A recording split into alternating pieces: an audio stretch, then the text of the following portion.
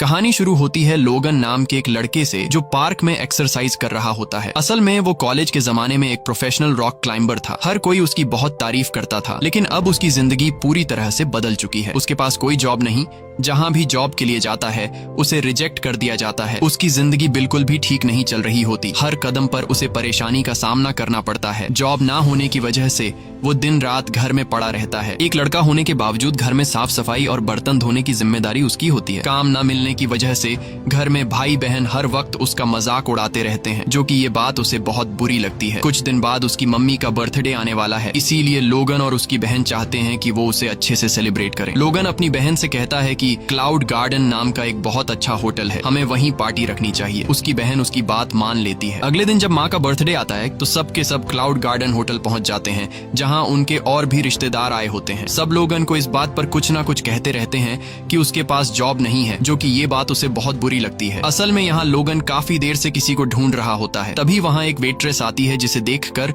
लोगन बहुत खुश हो जाता है। उस वेट्रेस का नाम यूवी होता है, जो कभी लोगन के साथ कॉलेज में उसी की क्लास में पढ़ा करती थी। वो भी लोगन की तरह एक रॉक क्लाइंबर है, लेकिन पिछले 5 साल से उन दोनों ने एक दूसरे से बात नहीं की। लोगन यूवी को बहुत पसंद करता है और यही वजह थी कि उसने अपनी बहन को सजेस्ट किया था कि पार्टी इसी होटल में रखें, क्योंकि उसे पहले से पता था कि यूवी यहाँ जॉब करती है। अब वो यूवी को देखकर मुस्कुराता है, क्योंकि काफी देर से वो सिर्फ उसी को ढूंढ रहा था। यूवी उसे देखकर हैरान हो जाती है। ये दोनों बाहर बात करने जाते हैं, जहाँ बातों ही बातों में यूवी उससे पूछती है कि आजकल तुम क्या जॉब कर रहे हो। लोगन झूठ बोल देता है कि वो एक बड़ी कंपनी में मैनेजर है।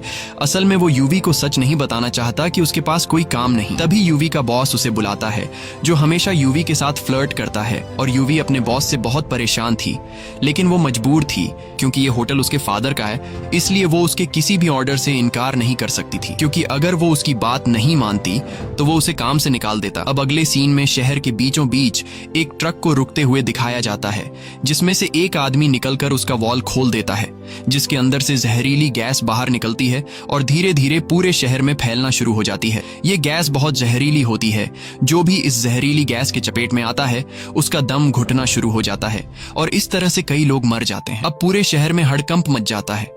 सब लोग यहाँ वहाँ भागने लगते हैं। तभी एक गाड़ी होटल से आकर टकरा जाती है, जिसकी वजह से एक जोरदार ब्लास्ट हो जाता है। लोगन मजे से अपनी फैमिली के साथ मम्मी का बर्थडे सेलिब्रेट कर रहा होता है और उसे बाहर के हालात का कुछ पता नहीं होता। लेकिन जैसे ही ब्लास्ट होता है सब लोग होटल के अंदर डर जाते हैं। वो अपनी पूरी फैमिली के साथ बाहर आता है और देखता है कि चारों तरफ अफरा तफरी मची है, लोग भाग रहे हैं और वही जहरीली गैस उनकी तरफ बढ़ रही है। यूवी सबको कहती है कि हमें होटल के ऊपर वाले फ्लोर पर जाना चाहिए। सब जल्दी से अंदर चले जाते हैं, लेकिन तभी लोगन देखता है कि उसकी बड़ी बहन जो आने में लेट हो गई थी, वो सामने एक कार में बैठी है। वो उसे आवाज देता है, जल्दी इधर आओ। लेकिन जब वो आ रही होती है तो अचानक गिर जाती है और जहरीली गैस की चपेट में आ जाती है, जिससे वो बेहोश हो जाती है। लोगन अपनी सांस रोककर उसके पास जाता है और उसे उठाकर होटल के अंदर ले आता है, जिससे उसकी जान तो बच जाती है, लेकिन उसे सांस लेने में तकलीफ हो रही होती है। लोगन एम्बुलेंस को कॉल करता है, लेकिन उसे बताया जाता है कि जहरीली गैस की वजह से शहर की सारी एम्बुलेंस बंद हो चुकी है। अब सिर्फ हेलीकॉप्टर्स काम कर रहे हैं। वो यूवी के साथ बिल्डिंग के टॉप से पूरे शहर को ऊपर से देखता है। वो दोनों देखते हैं कि जहरीली गैस पूरे शहर में फैल चुकी है और अब जहरीली गैस धीरे धीरे ऊपर की तरफ आ रही है। लोगन सबको कहता है कि हमें जल्दी से बिल्डिंग की छत पर जाना होगा, लेकिन उसकी बहन की हालत इतनी खराब होती है कि वो चल नहीं पाती।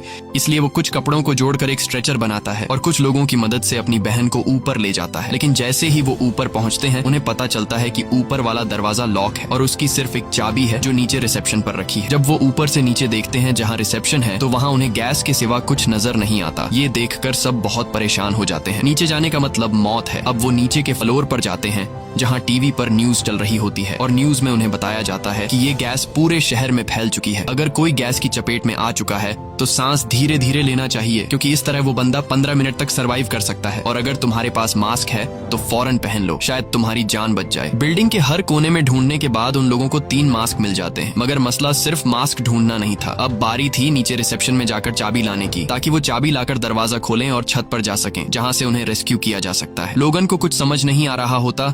वो किसी तरह से कोई दूसरा रास्ता ढूंढना चाहता था। तभी वो देखता है सामने एक और बिल्डिंग है। वो सोचता है कि किसी न किसी तरह वो सामने वाली बिल्डिंग पर जाएगा और वहां से अपनी बिल्डिंग की ऊपर जाकर दरवाजा बाहर से खोलेगा, क्योंकि वो वाला दरवाजा बाहर से भी खोला जा सकता है। अब जो सामने एक शीशे की खिड़की होती है, लोगन पत्थर से उसे तोड़ देता है, फिर अपने शरीर पर रस्सी बांध लेता है। अब उसका प्लान था रस्सी की मदद से सामने वाली बिल्डिंग पर जाना। वो इस काम में पहले से प्रोफेशनल था, क्योंकि कॉलेज के दिनों में ये बंदा टॉप का रॉक क्लाइंबर रह चुका होता है। लोगन को ऐसा करते देख उसके पेरेंट्स उसे मना करते हैं, मगर लोगन पीछे नहीं हटता, क्योंकि उसे पता है कि ये लोग बचेंगे तो बस इसी तरीके से। अब वो एक बिल्डिंग से दूसरी बिल्डिंग की तरफ लंबा जंप मारता है। उसकी किस्मत अच्छी होती है कि वो सामने की पाइप को पकड़ लेता है, रस्सी का दूसरा सिरा बांधकर बिल्डिंग के डिजाइन को पकड़ के ऊपर चढ़ना शुरू कर देता है। उधर उसका कजन भी होता है, जो पहले उसे जॉब ना मिलने की वजह से ताने दिया करता था। अब वो ये सब देखकर हैरान रह जाता है और फौरन मोबाइल से लाइव स्ट्रीम शुरू कर देता है। लोगन ऊपर की तरफ जा रहा होता है तो रस्सी की लिमिट खत्म हो जाती है। अब लोगन अपने शरीर से रस्सी खोल देता है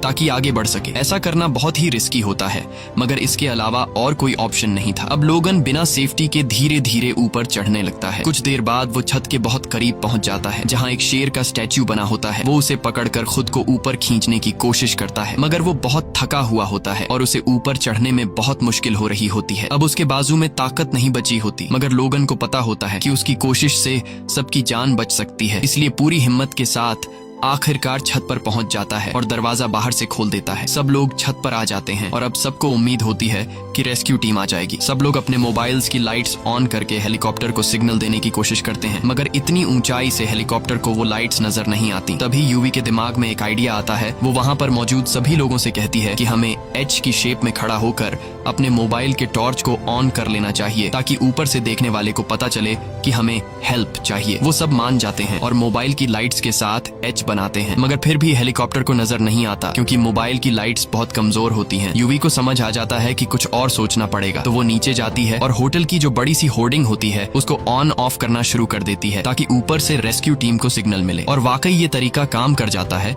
हेलीकॉप्टर का पायलट ऊपर से देख लेता है कि नीचे होटल की छत पर कुछ लोग फंसे हुए हैं, जिसके बाद हेलीकॉप्टर सीधा होटल की छत पर पहुंच जाता है। सब लोग खुश हो जाते हैं और एक सेफ्टी प्लेटफॉर्म नीचे उतारा जाता है। सब एक एक करके उसमें चढ़ने लगते हैं। जब लोगन और यूवी की बारी आती है तो प्लेटफॉर्म ओवरलोड हो जाता है और उन दोनों से कहा जाता है कि तुम्हें यहाँ इंतजार करना होगा अगले राउंड के लिए। अब वो दोनों वहीं पर रह जाते हैं। हेलीकॉप्टर बाकी सबको लेकर चला जाता है। अब लोगन और यूवी छत पर ही फंसे हुए होते हैं और हेलीकॉप्टर के वापस आने का इंतजार करते हैं, मगर जब वो छत से नीचे की तरफ देखते हैं तो उन्हें पता चलता है कि अब गैस ऊपर की तरफ बढ़ रही है, इसीलिए वो दोनों ज्यादा देर तक यहाँ रुक नहीं सकते। जिसके बाद जो मास्क उनके पास होते हैं वो पहन लेते हैं, पूरी बॉडी कवर कर लेते हैं, क्योंकि वो गैस इतनी जहरीली होती है कि स्किन पर भी असर डालती है। और जितनी रस्सी वगैरह है सब अपने बैग में डाल लेते हैं। अब ये दोनों होटल से निकल के नीचे रोड पर आ जाते हैं। इधर उधर भागते हैं, चारों तरफ बस जहरीली गैस होती है। फिर वो एक और बिल्डिंग की छत पर चढ़ते हैं, मगर गैस वहां भी पहुंच चुकी होती है। अब उन्हें इससे भी ऊंची बिल्डिंग पर जाना पड़ेगा, तो वो दोनों एक नई बिल्डिंग में जा पहुंचते हैं।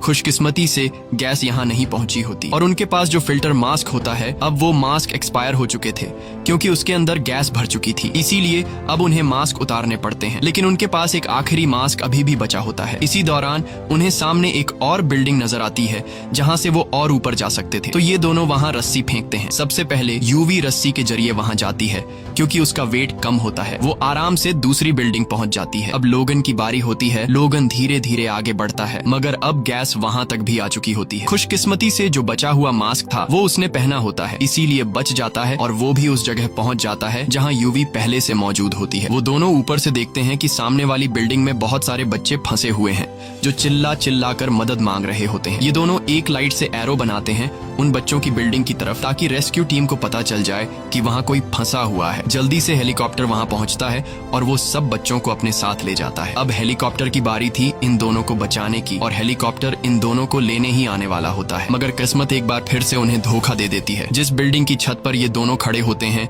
उसके नीचे एक बड़ा गैस स्टेशन होता है, जहां जोर का धमाका हो जाता है, जिससे गैस और तेजी से ऊपर की तरफ आने लगती है। ये दोनों देखते हैं कि सामने एक बड़ा सा टावर है। अब उन्हें फौरन वहां पहुंचना होगा अपनी जान बचाने के लिए, मगर ये कोई आसान काम नहीं होता। फिर भी वो दोनों कोशिश करते हैं और दौड़ते हुए आगे बढ़ते चले जाते हैं। एक जगह पहुंचकर उन्हें अंदाजा होता है कि आगे बढ़ना अब मुमकिन नहीं, अब तो उनकी मौत पक्की है। दोनों एक दूसरे को गले लगा लेते हैं, क्योंकि दिल ही दिल में वो एक दूसरे को बहुत पसंद करते थे, मगर कभी एक दूसरे को बताया नहीं। उधर एक ड्रोन उन्हें शूट कर रहा होता है, जिसकी वजह से पूरा शहर ये सब कुछ देख रहा होता है। इसके बाद और भी ड्रोन वहां आ जाते होते हैं जो उनकी मदद करने आए होते हैं। दोनों को एक बार फिर से जिंदा रहने की उम्मीद मिल जाती है। ये दोनों ड्रोन की मदद से रस्सी एक दूसरी बिल्डिंग में फंसा देते हैं और उस रस्सी से दूसरी बिल्डिंग पर जाने की कोशिश करते हैं, मगर जब ये दोनों रस्सी के बीच में पहुंचते हैं तो वहां फंस जाते हैं। अब न आगे जा सकते हैं और न ही पीछे, और गैस भी ऊपर तेजी से आ रही होती है। जो रस्सी दूसरी तरफ बंधी होती है वो भी ढीली होने लगती है, इसलिए एक रस्सी को काटना पड़ता है। मगर जैसे ही एक रस्सी कटी तो दूसरी रस्सी भी अपनी जगह से हट जाती है और दोनों के दोनों नीचे गिर जाते हैं। पूरा शहर अपने मोबाइल पर यह मंजर देखता है। सबके सब बहुत दुखी होते हैं क्योंकि इन दोनों ने बहुत बहादुरी से कई लोगों की जानें बचाई। रेस्क्यू हेलीकॉप्टर उनके करीब आ ही रहा होता है, मगर उससे पहले वो दोनों नीचे गिर चुके होते हैं। हेलीकॉप्टर वापस जाने लगता है, मगर फिर रेस्क्यू टीम को पता चलता है कि टावर पर कोई लटका हुआ है, और जैसे ही हेलीकॉप्टर उनके करीब जाता है